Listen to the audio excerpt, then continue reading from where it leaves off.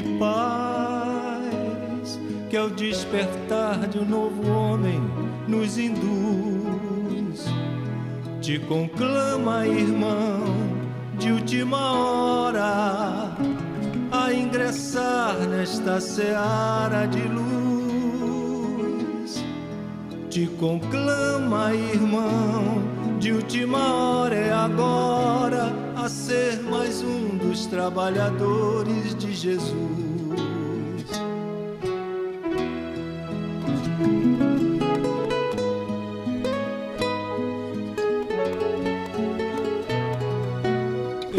Este templo de amor e de paz, que é o despertar de um novo... Bem, finalmente aí com esse problema técnico aí. Vamos lá então, meus irmãos. André Luiz, né? O autor, missionário da luz, Chico Xavier, o espírito, o autor espiritual. Autor não, é o médium dessa obra. Reencarnação, o título do capítulo 13.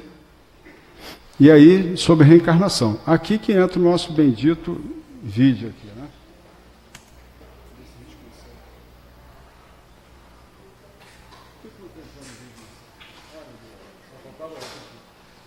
Tem um vídeo aqui que a gente vai botar. Vamos deixar para botar esse vídeo no final, Marcelo? É que a gente ia começar com o vídeo para dar um impacto, mas infelizmente não está entrando aqui, mas a gente queria botar esse vídeo é muito legal. Algum problema que houve aqui? Bem, aí recordando, né, o que a gente viu no capítulo 12, quando há um diálogo lá de Alexandre, Herculano e André Luiz. O Herculano aqui é um espírito que vai ter uma grande importância nessa questão da reencarnação do Segismundo, porque o Herculano ele é um espírito que vai dirigir todos os trabalhos, né, da ação de todos os espíritos envolvidos nessa reencarnação e vai depois acompanhar também esse espírito Segismundo na sua reencarnação até os 7 anos. Então existe uma importância de Herculano como espírito protetor do Segismundo. E justamente, né, no diálogo, sim, o drama dele vive ainda em nossa memória, né? Alexandre lembra-se de Segismundo, nosso velho amigo. Ambos lhe devemos muitos favores. Segismundo voltará à vida física e necessita de nossa colaboração urgente. Então, quer dizer, era justamente a condição de Segismundo de ter a simpatia, ele ter o reconhecimento de espíritos de uma condição espiritual mais elevada, superior, que justamente é o que nós vamos ver no decurso dessa nossa abordagem aqui.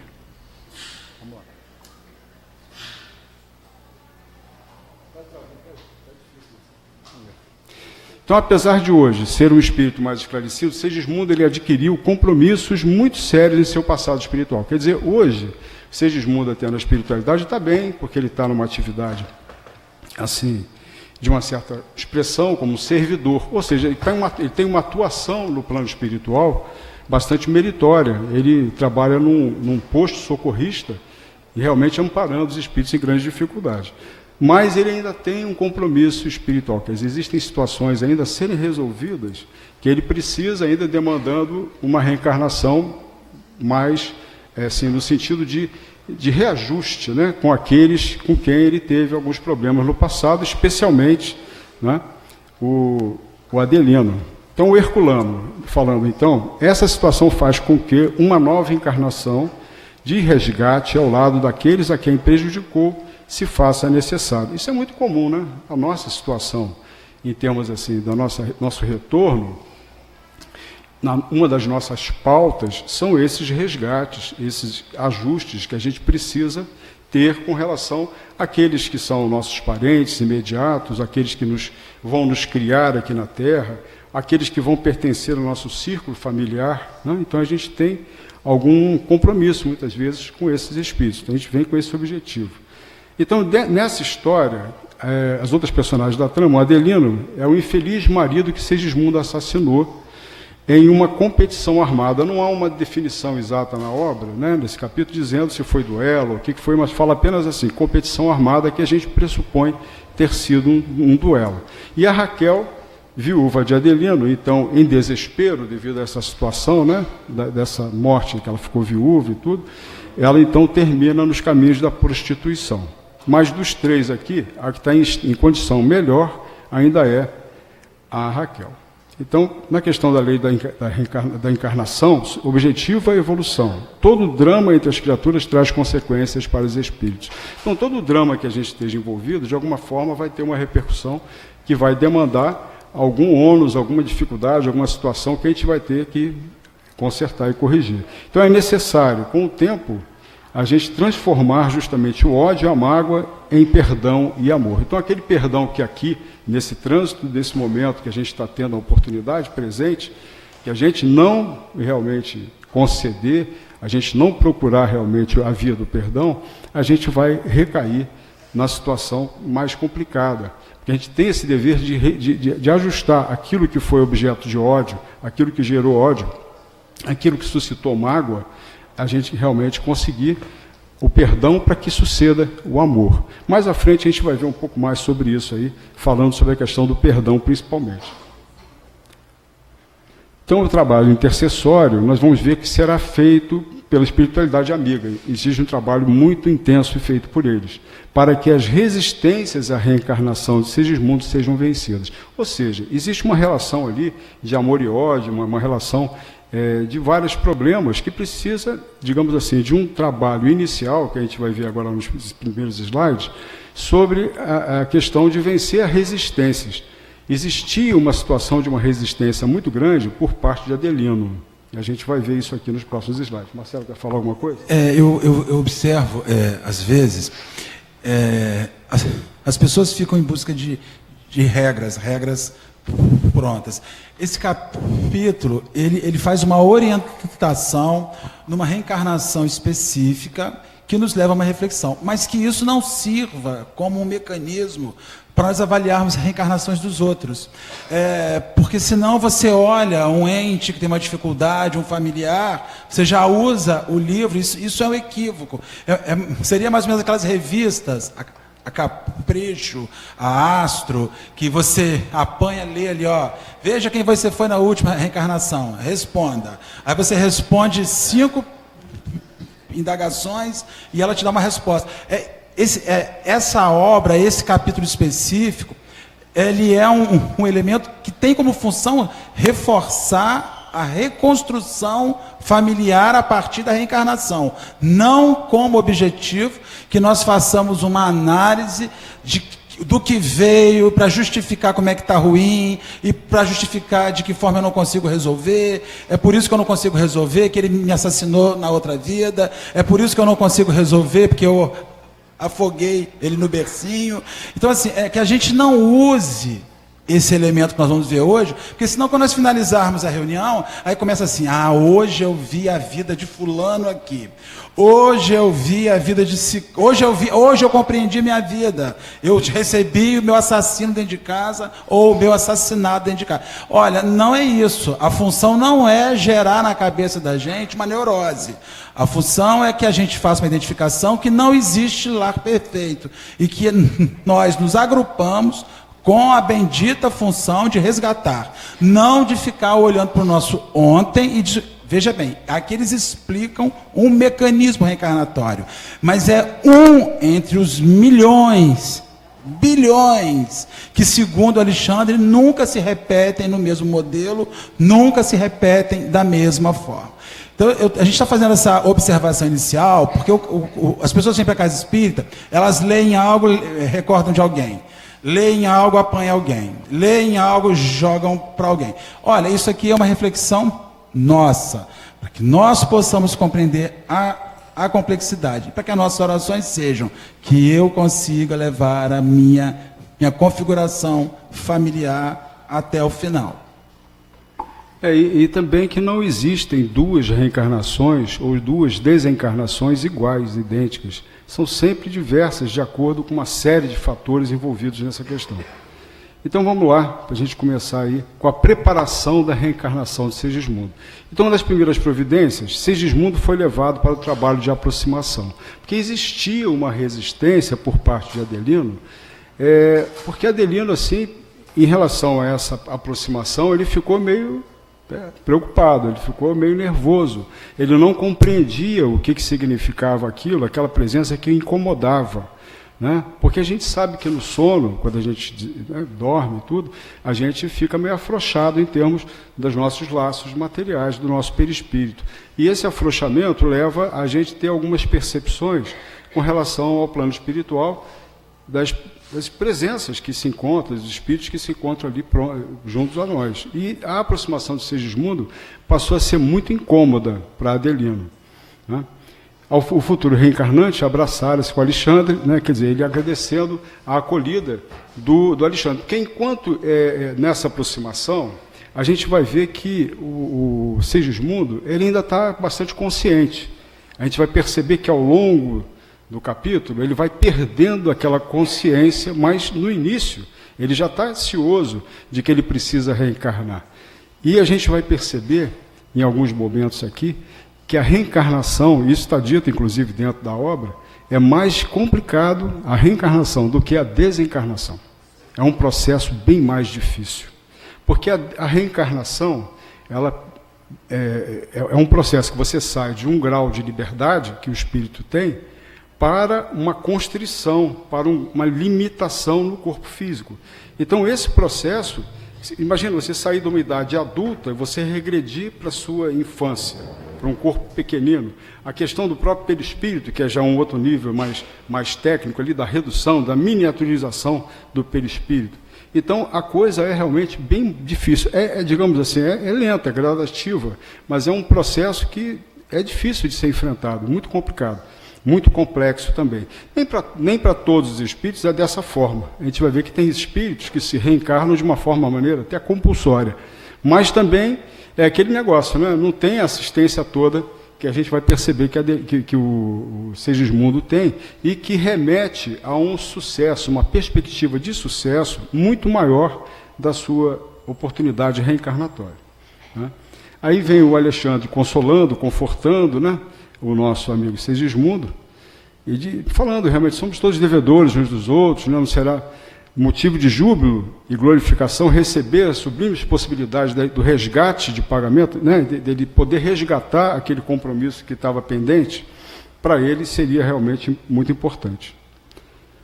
Aí, prosseguindo nessa preparação, Segismundo, né, ele reconhece em si que foi realmente um grande criminoso, em relação àquele momento daquela encarnação. Olha como é que pesa, né? Algo que não foi resolvido do passado, e ele recordando, ele se recolocando naquela situação do que aconteceu, como que isso também pesa sobre ele. Ele falando,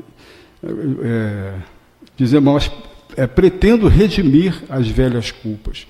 Adelino, porém, apesar dessas promessas na esfera espiritual, que o Adelino, ele, digamos assim, ele já estava se colocando também disposto a receber o Segismundo e resolver essa questão, isso aí acabar, né? Mas ele já fica meio se esquivando, né? Ele esqueceu o perdão, né, desses erros antigos que ele cometeu. Ainda nessa preparação, né, o Alexandre, falando assim, a condição espiritual de Adelino é das piores, ou seja, justamente essa dificuldade dele em perdoar, em lidar com esse que foi seu algoz no passado. E aí isso também se refletia, quer dizer, essa aproximação do Segismundo já estava repercutindo assim na própria relação com a esposa dele e tal, o ambiente em família lá na casa dele não estava legal também por conta disso.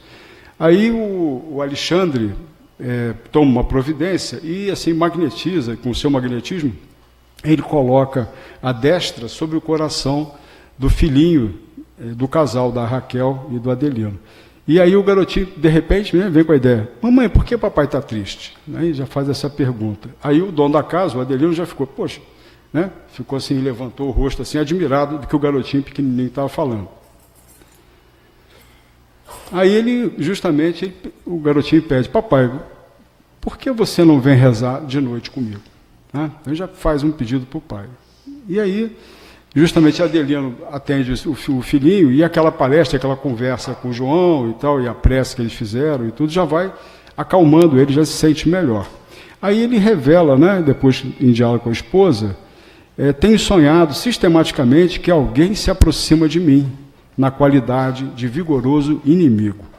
Então, é a sensação, justamente por não compreender quem era, o que era, o porquê daquilo, pelo menos aí ele não conseguia entender, Então ele achava que ele estava sendo perseguido por alguém, uma certa perseguição. A gente já teve sonho de perseguição? Alguém aqui já teve esse tipo de sonho? Ou foi só comigo? Só que eu sonhava que era um pinguim, não era uma pessoa, não. Eu sonhava que era um pinguim, eu não sei porquê. Eu via um pinguim, mas é um pinguim que eu ficava apavorado com aquele pinguim.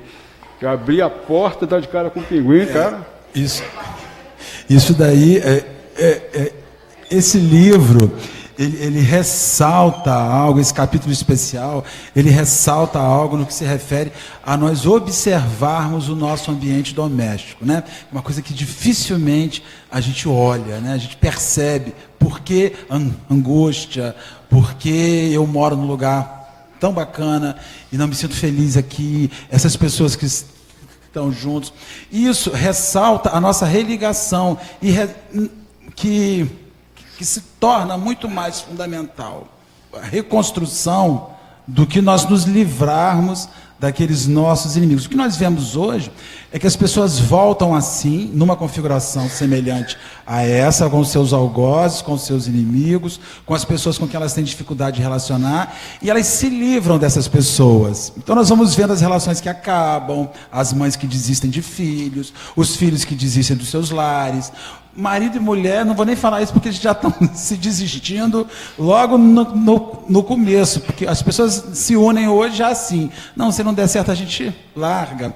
Dificilmente as pessoas se unem hoje para nós seguirmos essa encarnação. Até hoje, com o advento do divórcio, dos mecanismos mais variados que estão acontecendo, já existe esse mecanismo. Então, assim, a relação familiar, ela não é fácil. Não existe família de margarina. Isso é só no comercial da Delícia Cremosa. Ainda existe? Acho que ainda existe. Não existe. Acabou. Então, a do Espiritismo nos mostra que a família é um local de resgate. Um local onde a animosidade entre indivíduos é aquele indivíduo que você ama, geneticamente você ama, aquele cheiro que você ama, aquele olho que você vê o seu, aquele semblante que você vê o seu, muitas vezes está recebendo a fantasia física da sua presença, mas ali o que está sob aquilo é justamente o objeto da sua luta de múltiplas vidas. Essa é a ideia do capítulo. Essa é a ideia de dizer para as nossas famílias: esqueçam a Doriana. E quando disserem assim, eu não sei porque a família dos outros é feliz e a minha não. Mentira, nem a dos outros também é feliz, não. É porque eles mostram na rede social só as suas viagens para Pernambuco, para o Ceará e para o Espírito Santo. Mas quando você vai lidar ali no ratatá do dia a dia, você vê que o negócio não funciona assim. Se botar uma arma na mão dos outros, faz outro duelo. Tem muitas famílias aí que se você botar uma arma, principalmente no churrasco de domingo, no final de semana, depois que eles exageram lá na cerveja, infelizmente acontece, bota uma arma na mão que acaba o churrasco em sangue. Porque isso é isso que está aí. É isso aí. Vamos lá, vamos puxando. Então, ainda, né, nessa preparação da reencarnação do Segismundo, tenho tido receio de mim mesmo, isso o Adelino falando. Tão logo me acomodo no leito, sinto instintivamente que uma sombra se aproxima de mim. Adormeço sob terrível ansiedade e o pesadelo começa, sem que eu saiba explicar conscientemente coisa nenhuma. Então, ele quer dizer, em vigília, ele não tem noção realmente do que está acontecendo. Nós vamos ver que ele, desdobrado depois, numa outra situação que vai aparecer logo a seguir, ele vai, enfim, tomar consciência do que está se passando, do que está acontecendo. E é então que se abre uma grande oportunidade de vencer esse bloqueio, de vencer essa resistência e a coisa poder fluir melhor. A gente vai ver que essa resistência, ela é muito danosa. E é por isso que existe um trabalho da espiritualidade no sentido de auxiliar, de apoiar para superar essa primeira etapa. Porque o problema, vou adiantar alguma coisa, mas é justamente as influências magnéticas dessas mentalizações, elas são extremamente danosas até a formação do corpo. Interfere em todo um processo da reencarnação Então isso poderia trazer danos aí irreparáveis, dificuldades que a própria espiritualidade que trabalha intercedendo no processo da reencarnação ia ser embaraçoso, eles não iam de repente conseguir e ia prejudicar o trabalho que estava sendo realizado. Então André Luiz estava surpreso. Por que tamanhos cuidados? Né? Ele ficava assim, poxa, admirado de que, talvez até imaginando que toda a reencarnação fosse daquele jeito. Né? Mas, na verdade, são circunstâncias especiais dessa reencarnação. Mais à frente a gente vai ver isso também. Então, Alexandre não poderia organizar todos os serviços da reencarnação de Segismundo? Não eram os espíritos elevados, senhores de grande poder sobre todos os obstáculos? Na cabeça, né, do nosso amigo André Luiz, era isso que ele entendia, achava que era. Mas aí o Alexandre já vem esclarecendo. Não devemos e nem podemos forçar a ninguém e precisamos das boas disposições de Adelino para o trabalho a fazer. Veja bem, forçar ninguém, quer dizer, ninguém, a espiritualidade mesmo superior, né, na sua condição de superioridade, ela não pode impor a ninguém que perdoe. Né? Não pode forçar ninguém a tomar uma atitude assim. Isso é uma questão que depende da pessoa, é um livre-arbítrio que nós temos. Né? Mais à frente tem um slide sobre livre-arbítrio também. Aí ele passou a orientar Segismundo relativamente à conduta mental. E essa questão da conduta mental é essencial. Em todo ponto aqui a gente vai ver que a conduta mental também de Segismundo, também de tantos outros fatores que a gente também vai examinar, são essenciais no processo reencarnatório, aconselhando a preparar-se com todos os recursos ao seu alcance para o êxito da experiência próxima. Aí justamente a questão da prece, sempre a intercessão da prece, trazendo o seu favor. Né? Durante a prece, notei que a esposa se achava rodeada de intensa luminosidade. A gente falou que ela estava numa condição melhor, um patamar melhor espiritualmente. Que partindo de seu coração envolvia o esposo e o pequenino em suaves irradiações. O pequenino, o filhinho, né, o garotinho. Então, muito sensibilizado, ele não deixou escapar uma lágrima furtiva quando o filho, terminando as preces, curtas em palavras e grandiosas em espiritualidade, é muito bonitinho, né? Eu não me esqueço da minha neta, quando, fazendo prece, tão bonitinho aquilo, ela falou, eu peço pelas crianças que estão nas ruas e tal, pelas crianças que não têm Unimed. É porque ela tinha Unimed. Foi muito engraçado aquilo. Dava uma propaganda da Unimed, né? Ela pequenininha, ela falou isso. Interessante. É demais isso. Muito bem. E isso daí, gente, é importante também a gente avaliar o que é necessário, o quanto é necessário a organização de um filho, a organização para receber um filho. Às vezes você está esperando um filho, você quer que seja um menino, e aí quando vai fazer a ultrassom é menina, aí você fala, que pena. Isso aí é uma marca, tem gente que faz. Eu queria que fosse. Então, veja, às vezes, aquele mecanismo de reencarnação que está acontecendo, nós precisamos respeitar a dinâmica daquilo que funciona. Quando você recebe um filho especial, quando vai, é o reajuste daquele lar, não é? E é onde você vê os seus sonhos desfeitos, muitas vezes. Aqueles sonhos que não refletem a demanda enquanto espíritos individuais para esse resgate. Então, esse capítulo, ele vai refletir e ressaltar a importância que existe de nós prepararmos a chegada daquele ente querido, de nós nos prepararmos psiquicamente, afetivamente, energeticamente, para aquele espírito que vai fazer um vínculo. Muitas vezes nós organizamos as roupinhas azuis ou rosas, preparamos aquilo que nós vamos usar lá na maternidade, organizamos a bolsinha, mas nunca sentamos com o nosso filho, mexendo na barriga dele, dizendo, aconteça o que tem acontecido ontem, nós estamos juntos agora, é para resolver.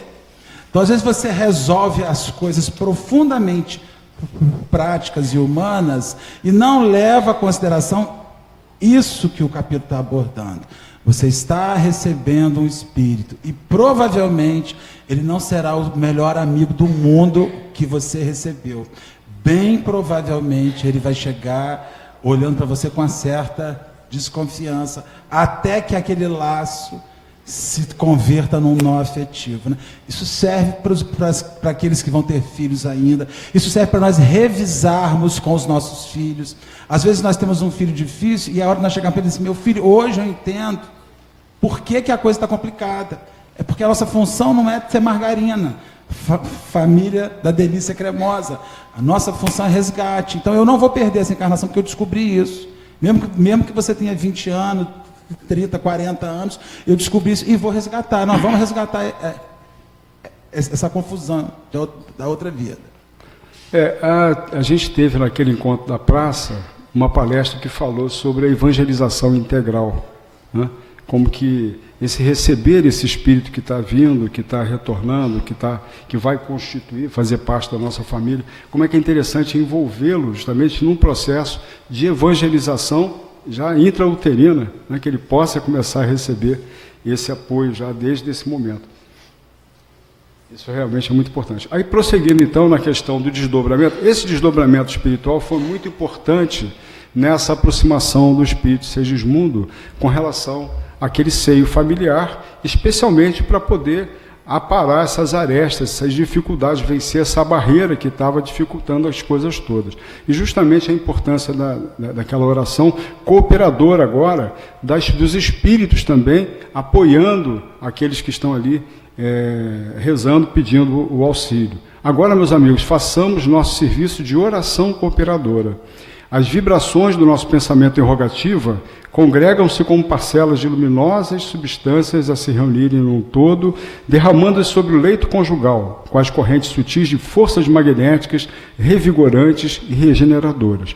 Foi então que eu vi Raquel abandonar o corpo físico dentro de luminosas irradiações, parecendo-me alheia à situação. Nesse desdobramento, ela foi logo abraçar-se à sua avó, que estava ali presente também acompanhando e apoiando essa nossa amiga. Elas eram da mesma faixa, mais ou menos evolutiva, elas estavam numa condição bem semelhante.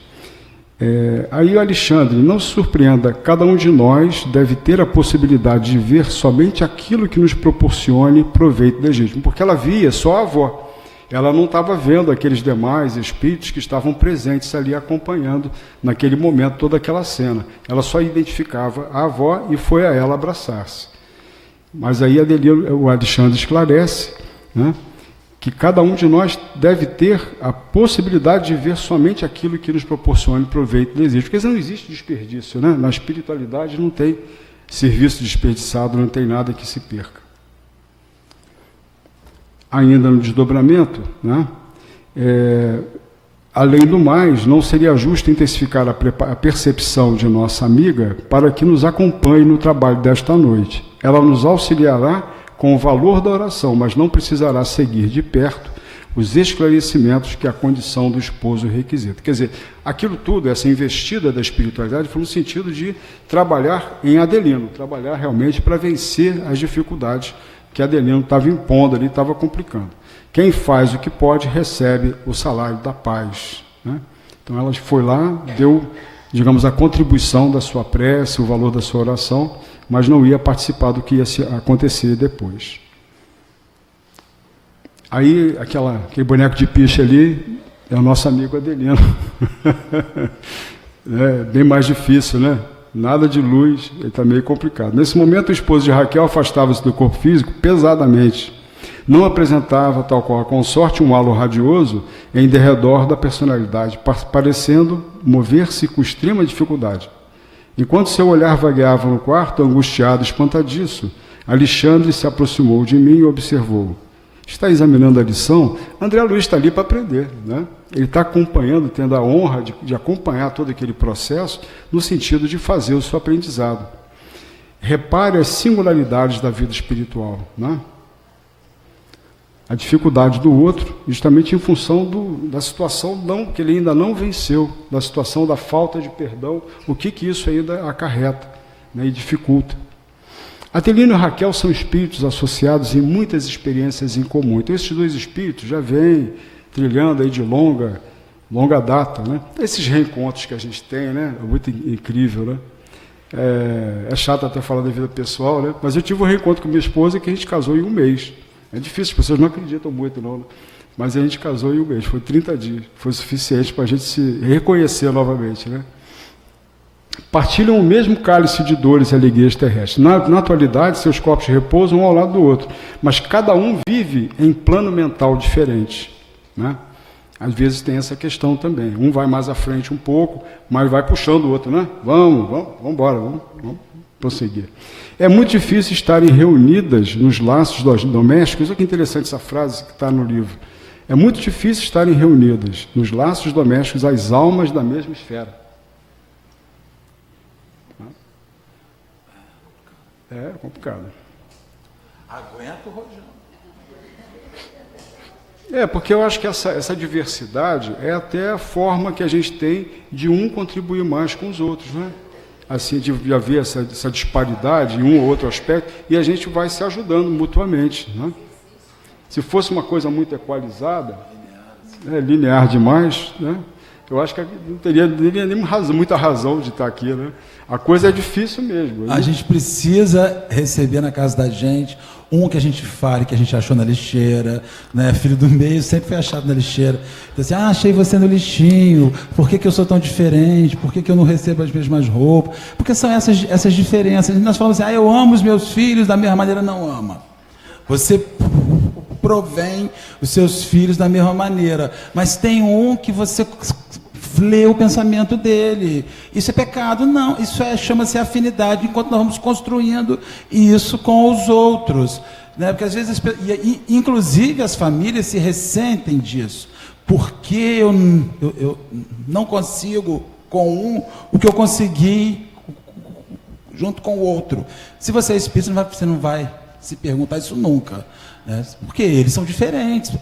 Ainda fala assim, mas eu dei a mesma educação, eu botei no mesmo colégio, fizeram, mas são espíritos diferentes, são entidades diferentes, umas aceitam e são felizes, outras dizem que é pouco, outras dizem que não é nada. Então veja, é no mesmo lar, e as mães sofrem, se indagam, mas por onde eu errei? Você errou em não compreender e respeitar as diferenças, você errou em querer ripar, né? Você meteu um nível que não existe. E isso, enquanto espíritas, isso deveria servir não para gerar angústia, mas para gerar alívio. Eu preciso aprender a lidar com a diversidade que está dentro do meu lar. E não é a questão de onde eu errei.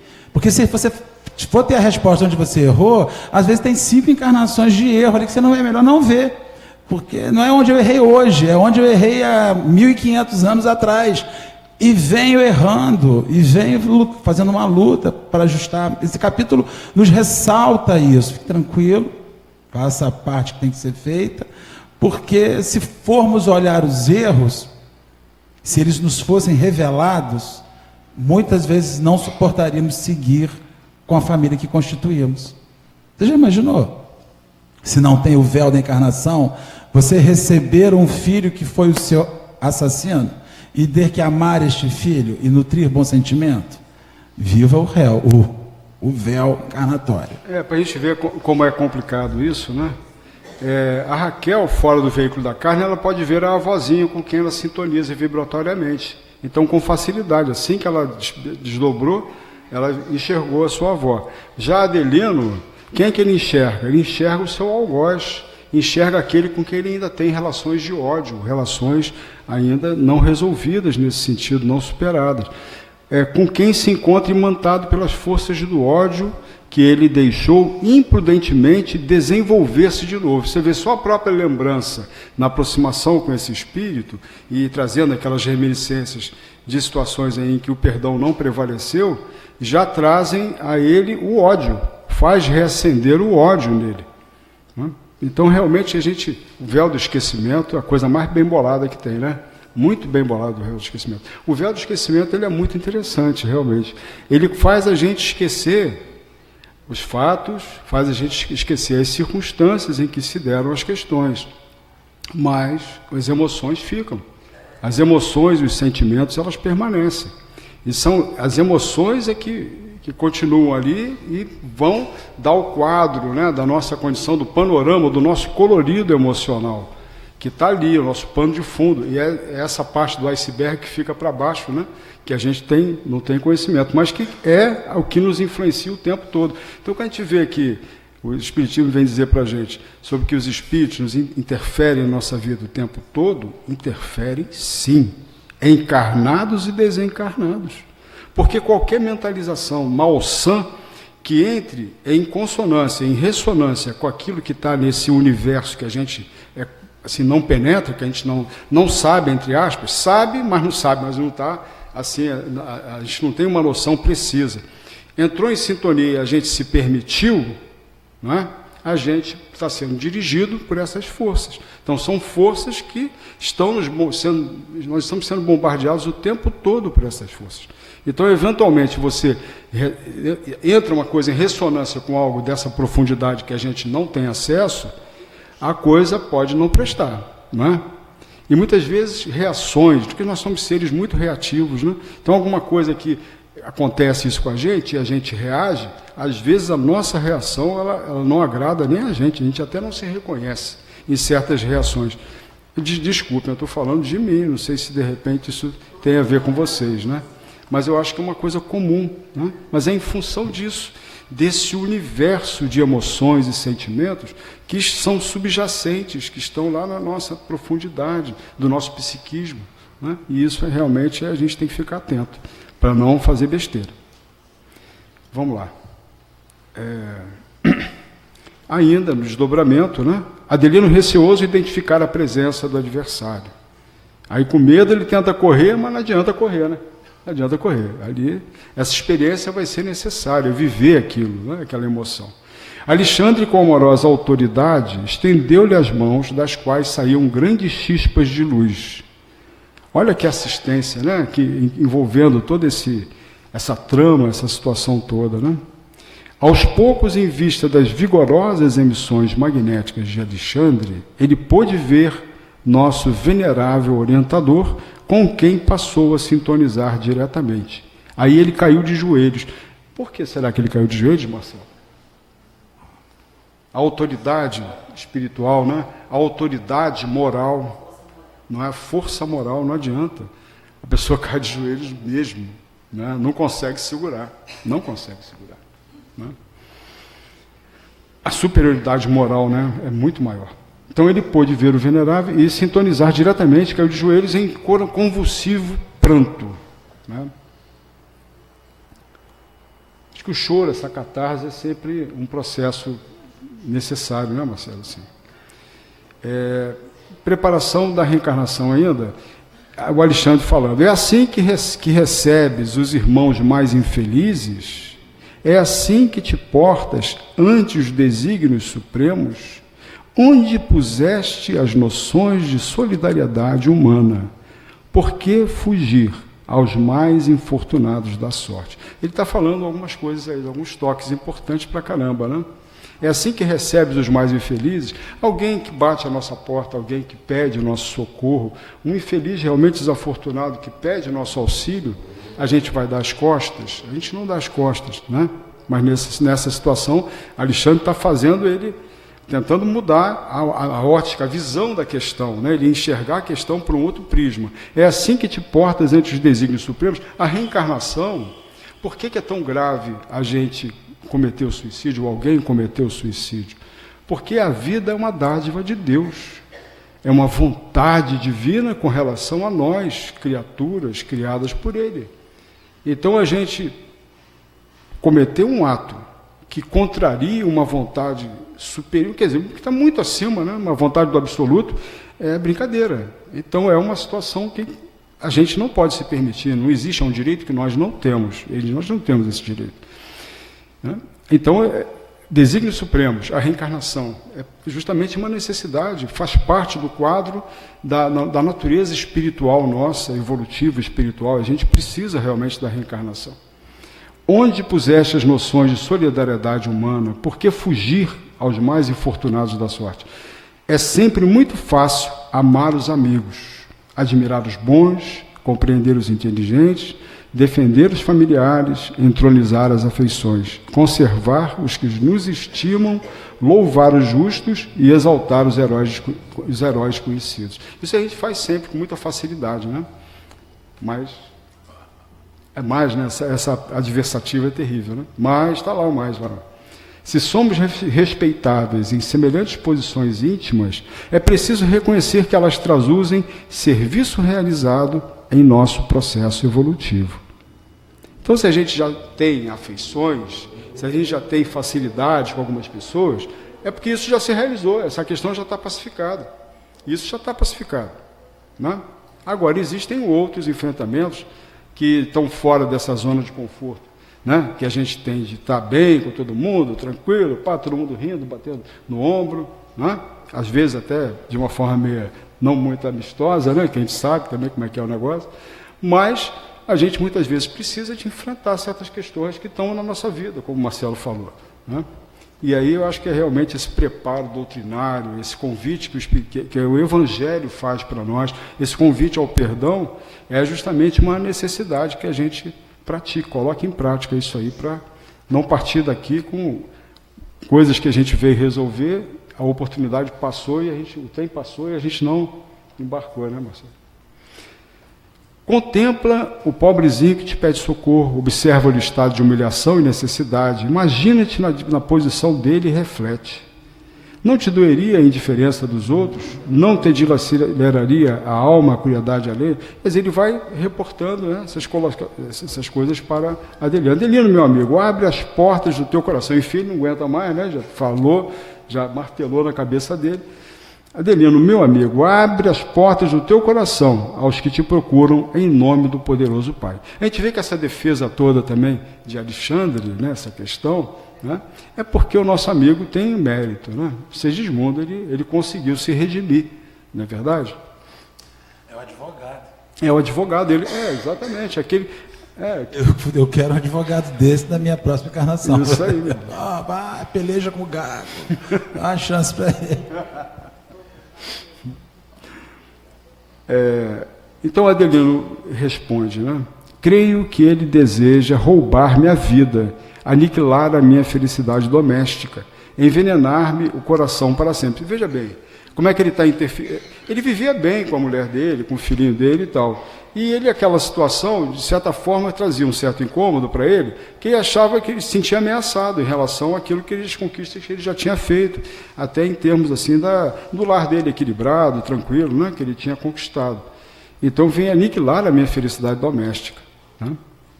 A aproximação de Segismundo despertava em Adelino, reencarnado, as reminiscências do passado sombrio.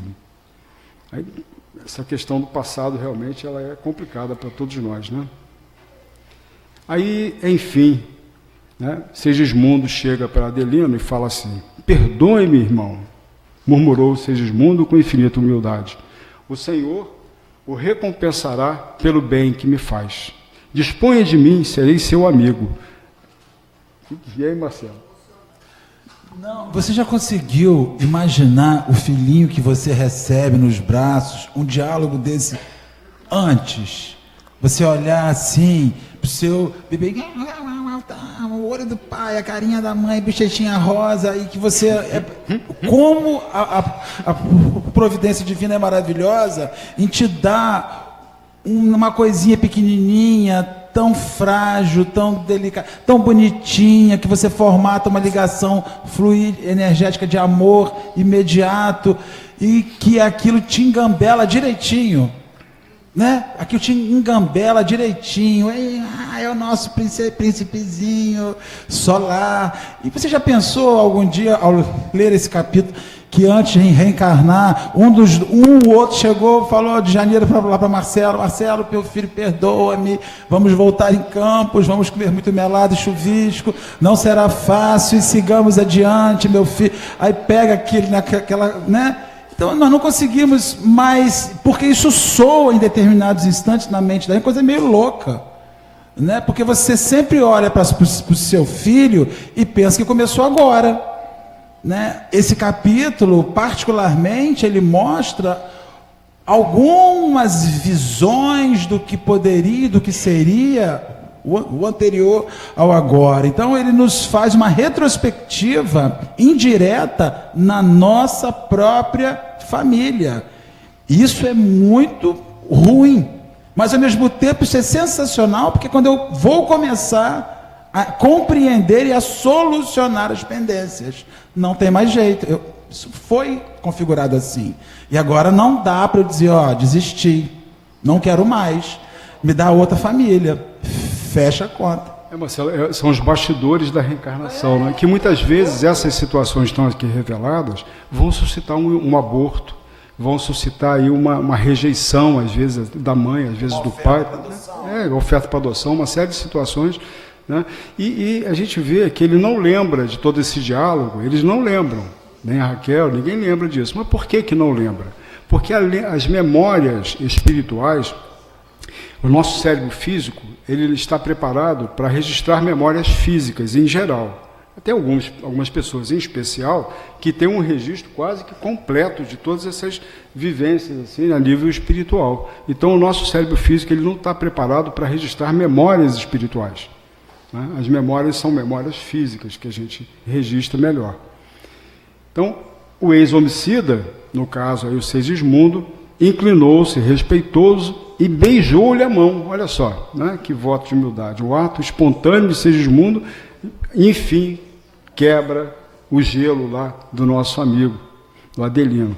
O organismo perispiritual de Adelino, então, depois desse gesto, parecia desfazer-se de pesadas nuvens que se rompiam de alto a baixo, revelando-lhe as características luminosas, porque todos nós somos egressos da luz, então somos luz, não é?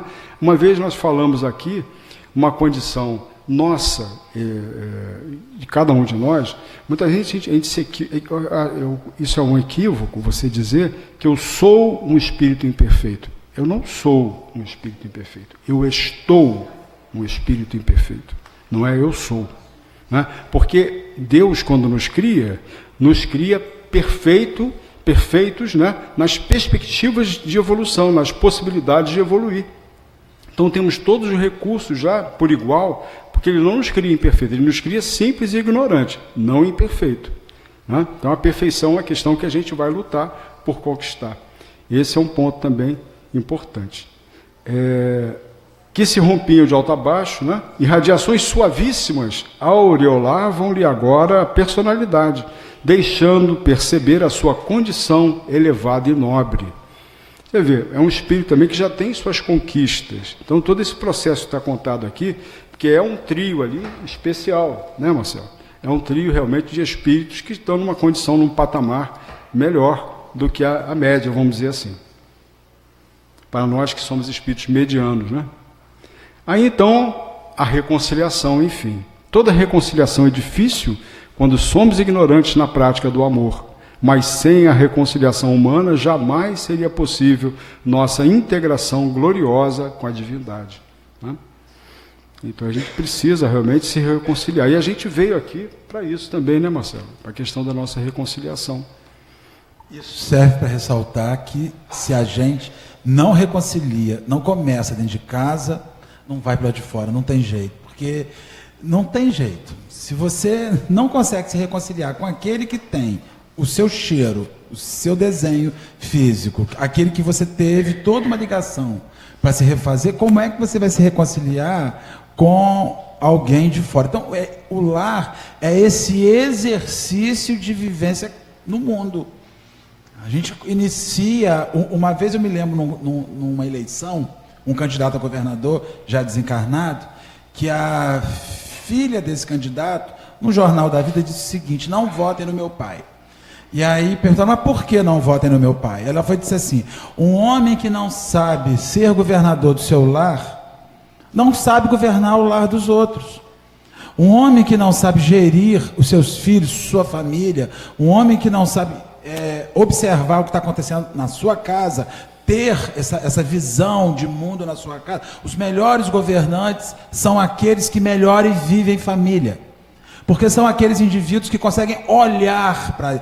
Porque aprenderam a enxergar dentro de casa. Agora, veja só, se eu não consigo enxergar a demanda do meu filho, que nasce comigo, que vive comigo, que passa 30 anos comigo, e eu não enxergo, como é que eu vou conseguir enxergar uma demanda pública de alguém que eu sequer sei como come, onde vive? Então, é preciso.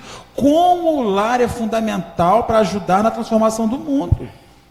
O lar tudo começa em casa. Não dá para você fugir do seu lar, né, saindo do seu lar e fazer esse mecanismo. Então, veja, nós estamos vendo hoje que a falência de uma sociedade mundial ou brasileira, ressalta o quanto os lares fracassaram, o quanto as famílias fracassaram em amplificar essa visão. Então a gente vê isso aí. Então, como é preciso retomar esse capítulo que tem quantos anos?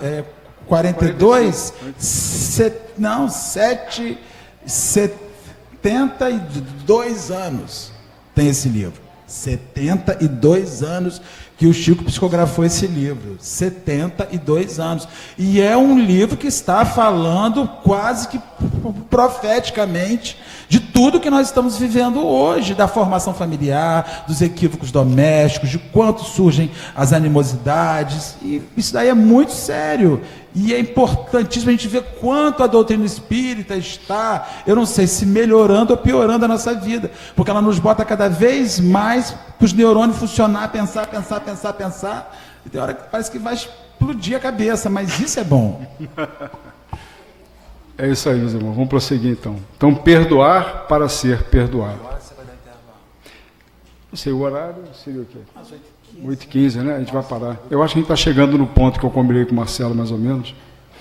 O perdão de Adelino foi sincero. As sombras espessas do ódio foram efetivamente dissipadas. Então, esse rompimento tira um problema que poderia comprometer e atrapalhar todo o procedimento, tudo que vai se seguir após a fecundação do óvulo. A gente vai ver aqui o desdobramento, isso aí tudo.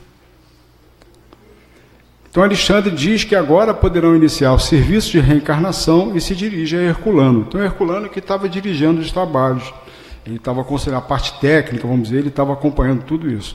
Já observei o gráfico referente ao organismo físico que o nosso amigo receberá de futuro, verificando as imagens da moléstia do coração que ele sofrerá na idade madura. Olha que interessante, né? Nós falamos sobre isso em alguns capítulos anteriores, sobre essa questão do plano reencarnatório. Então, já está previsto lá, a espiritualidade já está prevendo, uma situação de uma certa doença, uma moléstia do coração, que ele vai desenvolver numa determinada idade. Isso aí, o nome disso, eu lembro do René Peça aqui, falando aqui no nosso centro, uma ocasião, e ele falou um termo que eu não esqueço nunca mais, né? Ele falou das predisposições mórbidas, né? Como fosse um programinha que está instalado lá no nosso corpo e num determinado momento, numa determinada idade, vai desenvolver ali uma determinada doença, uma determinada situação, como esse mal que está previsto, essa moléstia. Isso não é, digamos, um fatalismo, uma coisa determinada que vai ter que ser assim. Pode até haver uma mudança, dependendo da gente, né? Dependendo daquele que está previsto sofrer isso, pode ele, de repente, começar um projeto, uma determinada situação, ele começar a se sobressair, ele começar a vencer algumas outras questões, e ele pode até dissipar isso aí pode até não vir a acontecer. Mas, no caso do nosso amigo, está previsto ali uma moléstia no coração que ele vai sofrer na idade madura, né? Como consequência, a questão da lei de causa e efeito, como consequência da falta cometida no passado. Ele deve ter lesado justamente o coração do outro, e aí o coração dele, então, fica com aquela marca, né? Que vai gerar essa dificuldade.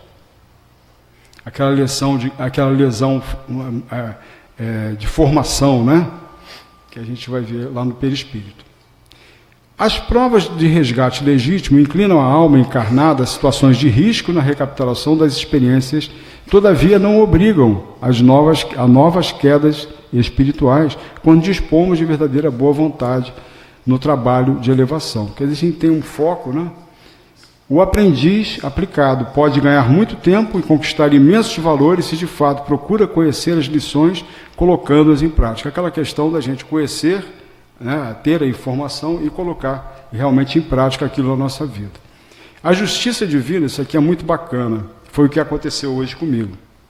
A justiça divina nunca foi exercida sem amor. E quando a fidelidade sincera ao Senhor permanece viva no coração dos homens, há sempre lugar para acréscimo de misericórdia. Hoje eu recebi um acréscimo de misericórdia, porque era para eu estar naquela porta lá e levar uma lambada do carro, que eu acho que eu não ia estar aqui não. Ah, mas se você desencarna hoje, você toma uma esculhambação minha. Eu não vou falar tanto dia para você desencarnar, torna que a gente está junto aqui, que confusão que você vai causar. Ô Jesus, nem ia no seu velório. Né? A que se referia a Jesus em seu apostolado, acréscimos de misericórdia, né? É isso aí, de vez em quando a gente precisa de mais um pouquinho. O livre-arbítrio que a gente falou, esse único slide aqui dá para a gente vai parar daqui a pouco, a gente vai entrar na união, que é o slide que eu quero parar, o projeto nosso, né? Livre-arbítrio.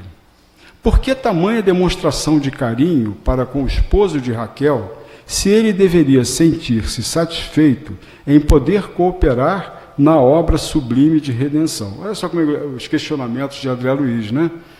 É o que realmente passaria para mim. Para que tudo isso, né? Para que tanta demonstração de carinho para com ele? Não dispunhamos de suficiente poder para quebrar todas as resistências. Quer dizer, tinha alguma coisa nesse contexto que dependia de uma decisão de Adelino, que ninguém poderia forçar. E aquilo era uma questão que estava complicando a guerra, estava dificultando tudo. Porque Alexandre procurava tocar nos sentimentos de Adelino para que ele aceitasse o que já estava determinado. É aquele negócio, né, Marcelo? Esse determinismo, a gente tem que tomar cuidado, não é em não confundir com destino, maktub, estava escrito, né? Porque as coisas não são absolutas, isso não é em caráter absoluto, isso é flexível, essas questões, elas têm uma grande flexibilidade, isso pode mudar, como a gente falou, a questão até da doença prevista para o Adelino, ele pode até não vir a ter aquela doença, está programado porque é um processo que, digamos assim, que de um registro de uma situação que está lá, digamos assim, registrada no perispírito dele. E que aquilo ali precisa ser sanado de alguma forma, que é uma lesão, digamos, no perispírito, que tem que ser sanada. Aí gera, digamos, uma repercussão no corpo físico, num processo de uma drenagem daquela mácula, daquela dificuldade, né? Para um ajuste daquilo ali. E aí tem a influência dos sentimentos de Adelino. A gente vai ver que existem várias situações que vão interferir nessa forma, da formação do corpo, né? Na formação do corpo você vai ter, digamos, a forma perispiritual pretérita, porque antes de encarnar, antes de todo esse processo da reencarnação, a gente tem o nosso perispírito, que a gente está lá na espiritualidade, né? Então tem o nosso perispírito. Então existe uma forma pretérita, uma forma, digamos assim, pré-existente do nosso perispírito, que apresentam campos morfogenéticos, eletromagnéticos, né, que vão orientar a construção da nova forma, né? Então esse é um dos aspectos que a gente vai ter.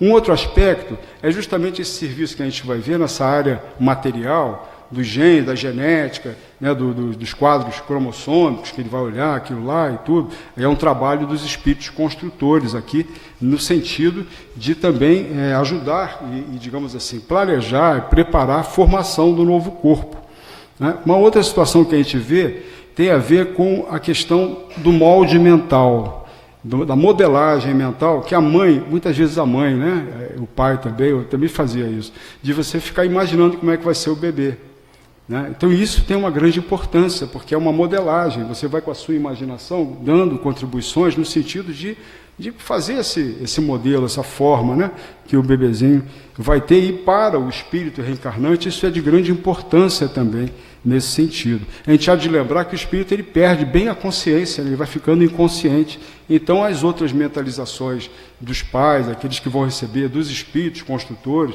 todo esse trabalho vai propiciar que aquela forma fique, né, de acordo, a não ser em certas outras situações que são outras questões aí, de caráter assim, dependendo do espírito, naturalmente, ele pode trazer dificuldades imensas que vão complicar muito essa questão da forma. Justamente tem a importância do primeiro ponto que a gente falou, a forma perispiritual pré-existente, né? Que é justamente onde está toda essa condição de cada um que vai reencarnar, né? Então, basicamente, é isso aí. As influências que a gente vê nessa modelagem, nesse molde mental. E os amigos também, né, que vão também estar contribuindo, às vezes o pai, a mãe, o avô, né, o avô, a avó, os familiares, amigos ali, pessoas, às vezes, que falam e já estão mentalizando o bebezinho, né, que vai, eu vou lá na sua casa para ver o bebezinho depois do parto, né, já fala isso, já vê o bebezinho lá, deitadinho lá no berço, né. Muito bem. Então, da mente humana se originam forças equilibrantes e restauradoras para os trilhões de células do organismo físico. quando perturbada, emite raios magnéticos de alto poder destrutivo. Era o problema que estava vendo com Adelino, que ia trazer um monte de interferência negativa. O pensamento envenenado de Adelino destruía a substância da hereditariedade, intoxicando a cromatina dentro da própria bolsa seminal. Olha só os termos técnicos, né? Que interessante isso, né? Ele poderia atender aos apelos da natureza, entregando-se à união sexual, mas não atingiria os objetivos sagrados da criação, porque pelas disposições lamentáveis de sua vida íntima, estava aniquilando as células criadoras. Então, quer dizer, ele podia até acontecer, a reencarnação, se não tivesse esses cuidados, ia acontecer, mas a coisa podia trazer problemas, né? As células criadoras, ao nascerem, e quando não as aniquilasse por completo, intoxicava os genes do caráter, que podia até nem acontecer a fecundação, vamos dizer assim. Podia até... Quantas vezes a gente tem essas situações de nascimentos de crianças que são mal sucedidos, né? Que às vezes a criança tem uma... Né? Às vezes existe hoje, né, a medicina moderna hoje, existe uma preocupação de reposição. Então você está esperando um filho, tem que repor determinados minerais, tem que repor determinados elementos para que você tenha uma formação perfeita, mas essa obra vai dizer de uma reposição de amor psíquica, de bem-querer, de seja bem-vindo, você é bem-vindo, você é querido. Não é só a questão física, não é só a fisiologia de um corpo que você vai receber, mas existe ali toda uma organização emocional para que aquele espírito...